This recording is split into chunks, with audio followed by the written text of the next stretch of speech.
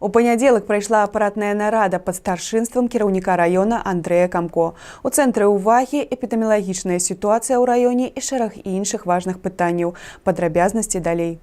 У рамках нарады абмеркавалі эпідэміялагічную сітуацыю ў раёне. Важна тое, што коронавірусная инфекция отступае, але нельга расслабляться. После намесившегося регулярного снижения за последние 3 недели ситуация стабилизировалась и уже выровнялась. То есть регистрируется по 67-68 случаев каждую неделю. То есть уже стабилизация пошла, такого снижения нету, ну и роста нету. По вакцинации от коронавируса у нас сейчас порядка 54,6% получили первую дозу и уже около 42% 2 дозы вакцины.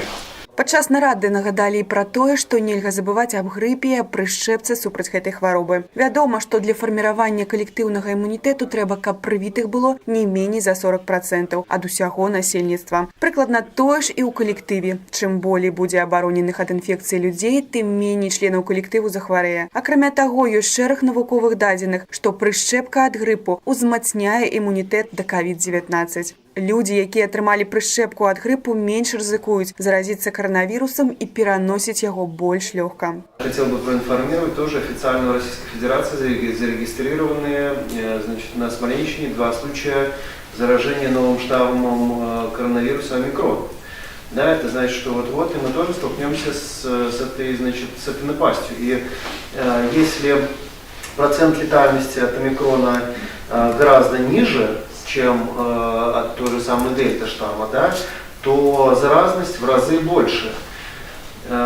Фактически один носитель сразу отправляет на больничные койки там порядка 10-20 человек, которые являются контактами. Он передается очень быстро по времени происходит заражение и проявляются вот эти клинические все признаки. При этом еще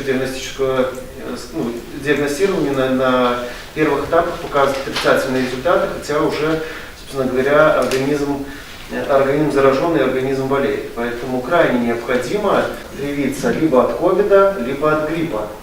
В идеале, конечно, как мы уже проговаривали, это делается, вакцинация против гриппа делается как, скажем так, дополнение к вакцинации после ковида. Таксама ў рамках нарады абмеркавалі аператыўную абстаноўку ў раёне, з дакладамі выступілі начальнік раённага аддзела ўнутраных спраў і начальнік раённага аддзела па надзвычайных сітуацыях.